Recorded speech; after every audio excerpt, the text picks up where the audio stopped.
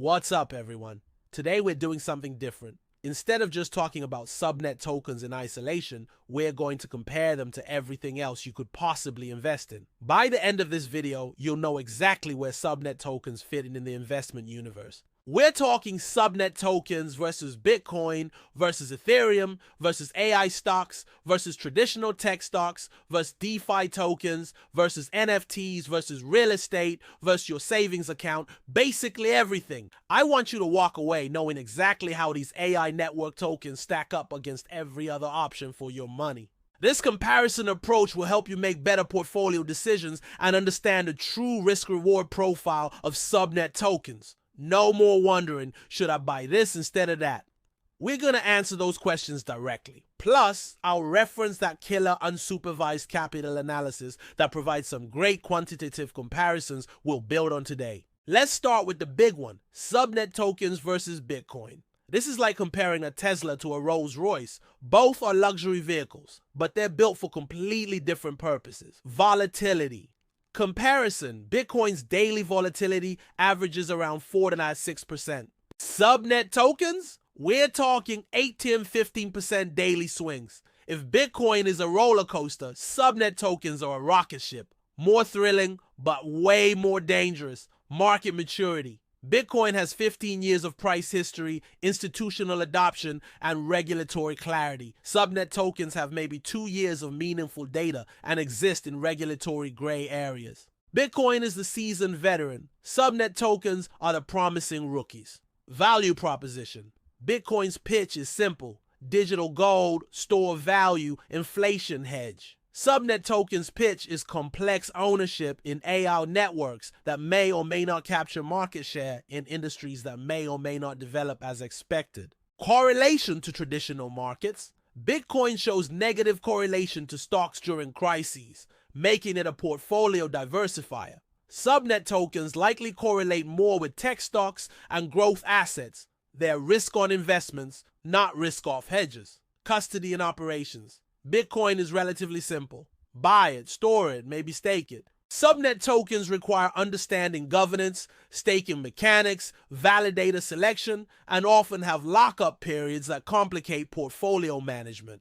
Winner: Bitcoin for stability and simplicity, subnet tokens for upside potential and active management opportunities. This comparison is fascinating because Ethereum and subnet tokens both represent infrastructure investments, but for different types of infrastructure.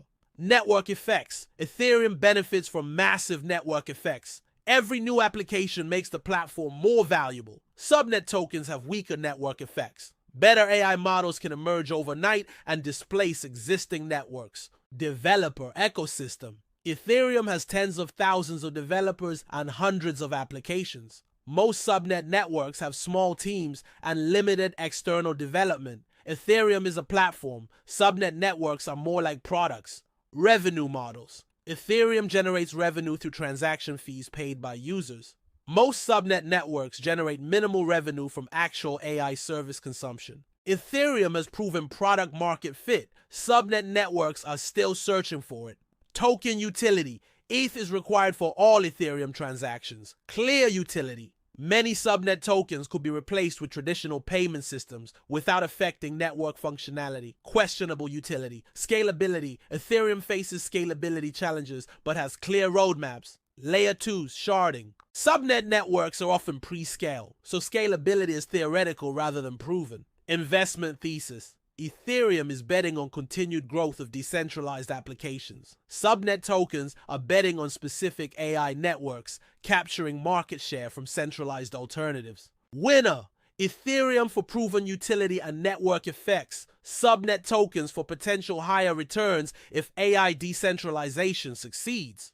This is where things get really interesting. Comparing subnet tokens to traditional AI stocks like Nvidia, Microsoft, or Google. Revenue and profitability. AI stocks generate billions in actual revenue and profits. Subnet networks generate mostly theoretical revenue and token emissions. It's like comparing McDonald's to a food truck that might open someday. Regulatory environment. AI stocks operate under established securities laws with disclosure requirements. Subnet tokens exist in regulatory gray areas with minimal transparency requirements. Market access. Anyone can buy AI stocks through normal brokers. Subnet tokens require crypto exchanges, wallet management, and often complex staking procedures. Diversification. NVIDIA benefits from AI growth regardless of which specific AI applications succeed. Subnet tokens are concentrated bets on specific AI networks succeeding. Valuation metrics. AI stocks trade at 20-50x earnings with established valuation frameworks. Subnet tokens trade at infinite PE ratios because most have no earnings. Risk profile. AI stocks can decline 20 to 50% in bear markets. Subnet tokens can decline 80-95%.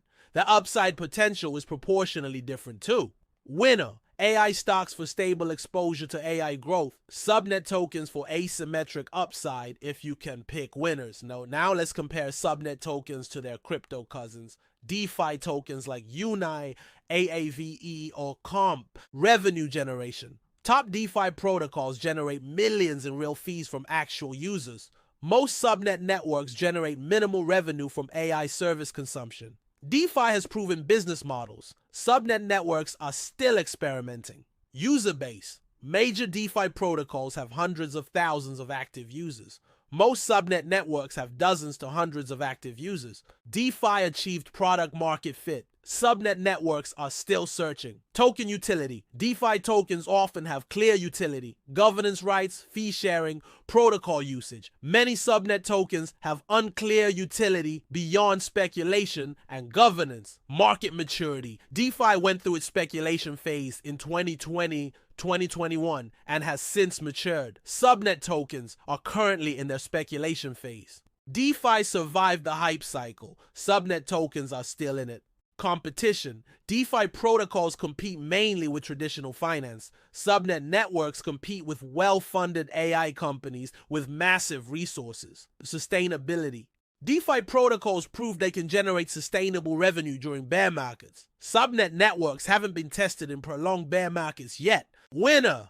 DeFi tokens for proven business models. Subnet tokens for being earlier in the hype cycle with more upside potential. Let's quickly compare subnet tokens to other investment options. Versus NFTs. NFTs are digital collectibles with speculative value. Subnet tokens represent actual business operations. Subnet tokens have more fundamental value, but NFTs have proven they can reach extreme valuations during hype cycles. Versus real estate. Real estate provides steady income and inflation protection. Subnet tokens provide extreme volatility and speculative returns. Different asset classes for different purposes. Versus savings accounts. Savings accounts provide 1 to 5% with no risk. Subnet tokens provide 90% to plus 1,000% with extreme risk. Only invest what you can afford to lose. Versus traditional stocks. Stocks provide ownership in profitable companies with regulatory protection. Subnet tokens provide ownership in experimental networks with regulatory uncertainty. The verdict. Subnet tokens are high-risk, high-reward investments suitable for small portfolio allocations. They're not replacements for traditional investments, but potential lottery tickets with better odds than actual lottery tickets. Check out that Unsupervised Capital piece for more detailed quantitative comparisons. And remember, portfolio diversification is your friend. Don't put all your eggs in any single basket, especially experimental AI network baskets.